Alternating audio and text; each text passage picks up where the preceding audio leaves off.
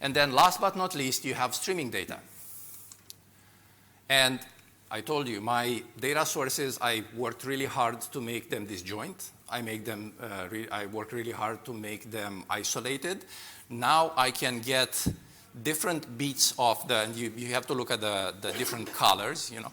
I have real-time data that arrives later. I can process it as soon as I need. I append it to the log. I keep a transaction log. I make my data consistent with those transactional guarantees, and when it's ready, I read it, and my application is going to work. If the application is designed well, it's going to work as expected. Where is it not going to work, right? So you have digital stability for algorithms. If you change the graph while you're computing PageRank, your algorithm is likely going to become unstable. How do you deal with that? Well, I told you, with a branch.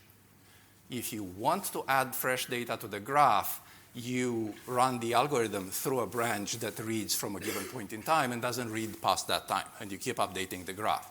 And then if you have a PageRank that can do delta, you take just the delta that you've added and you compute the incremental PageRank on that, and so on and so forth. So you have to understand the technology that you're running such that you can use the graph that you're creating. But you want to add data to the graph, you can add it.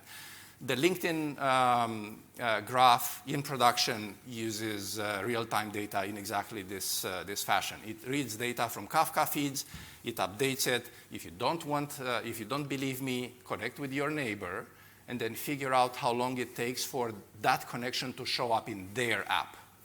And that's the latency that the LinkedIn graph database has in production. It's about a second and a half. You can always blame it on the mobile phone and not on me.